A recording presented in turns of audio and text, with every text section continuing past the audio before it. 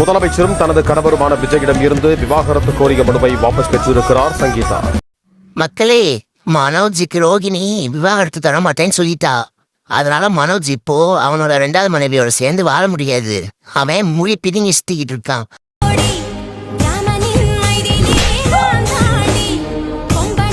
ஏன்னா சட்டப்படி முதல் மனைவி விவாகரத்து தரலைனா 2வது மனைவியோட சேர்ந்து வாழ முடியாது. அது பெரிய பிரச்சனை ஆயிடும். அட, இதுக்கு தாங்க டெய்லி சிறடி காசை சீரியல் பார்க்கணுங்கிறது.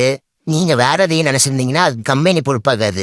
ஐயோ, அப்ப தெரிசாவோட வாழ்க்கை தெரிசா கூட எப்ப வாழ்ந்தேன் என்னமோ குடும்பம் நடத்துற மாதிரி கேட்கிறேன். இப்ப ரீசெண்டா ஒரு வாரத்துக்கு முன்னாடி நம்ம தளபதி ஒய்ஃப் சங்கீதா விவாகரத்து வழக்க வாபஸ் வாங்கினாங்க. வாங்கின ஒரு 3 நாள் கழிச்சு திரிஷாக்கா ஒரு இன்ஸ்டாவுல ஸ்டோரி போட்டுச்சு. அது என்னன்னா மொட்டையா போட்டுச்சு, யாரையும் மென்ஷன் பண்ணாம. இந்த வயசுல இப்படியெல்லாம் நாடகம் போடுவது வெட்கக்கேடானது. போய் பணம் சம்பாதித்து நிம்மதியாக வாழுங்கள். ஏன்னா திரிஷா போட்டிருந்தாரு போஸ்ட். எனக்கு இப்பதான் கனெக்ட் ஆகுது. இது யாருக்கு போட்டிருப்பாங்கன்னா சங்கீதாக்காவுக்கு தான் போட்டிருப்பாங்கன்னு நினைக்கிறேன். ஏன் வாபஸ் வாங்கினா, விவாகரத்து ஆயிருந்தா ஜீவனாம்சம் காசு வந்திருக்கும், அத வச்சு அமைதியா போய் வாழு அப்படின்னு சொல்றாங்க போல.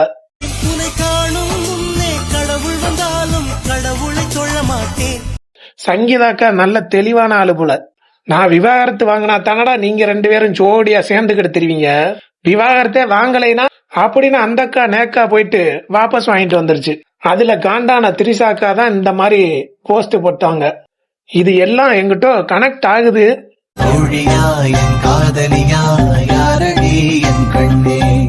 உண்மையில என்ன நடக்குது இவங்க குடும்பத்திலன்னு தெரியலங்க. உண்மையிலே தளபதிக்கு திரிஷா வந்து தோழியா காதலியா, நம்ம தளபதி சங்கீதாக்காவோட சேர்ந்து வாழ ஆசைப்படுறாரா, இல்ல சங்கீதா அண்ணிய விவாகரத்து பண்ணிட்டு திரிஷா அண்ணி கூட வாழ ஆசைப்படுறாரா, ஒன்னும் புரியலையே. உங்களுக்கு ஏதாச்சும் தெரிஞ்சா கமெண்ட்ல சொல்லுங்க. நமது சேனலில் தாவேகா மற்றும் தளபதி விஜய் சம்பந்தப்பட்ட வீடியோக்கள் மட்டுமே வரும். அதனால் நம்ம சேனலை சப்ஸ்கிரைப் பண்ணி வச்சுக்கோங்க.